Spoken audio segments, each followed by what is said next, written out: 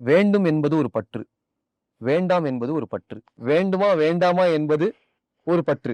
ஐயையோ! அடையாளம் தவிர்த்த நிலையே பற்றற்றது. அகந்தை நீங்கிய இருப்பே பற்றற்றது. ஆசை நீங்கிய காரியமே பற்றற்றது. அமைதி உளச்செயலே பற்றற்றது. கடைசிதான் ஹைலைட். அமைதியே பற்றற்றது. அது நம்ம மரபுல உண்டு. இருவினை ஒப்பு, நல்வினை தீவினைன்னு 2 வினைகள் இருக்கு இல்லையா?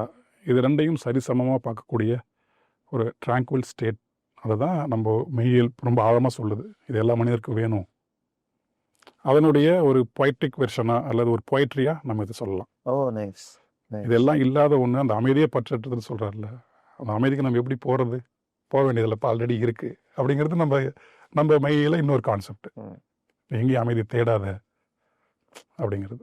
அது அவர் மரபுல இருந்து ஒட்டுமொத்த வாழ்க்கைக்கும் என்ன தேவைப்படுதோ, இந்த காலத்துக்கும் எது பொருந்துதோ அதை அவரோட கவிதைகளாக மாற்றிக்கிட்டே இருப்பார்.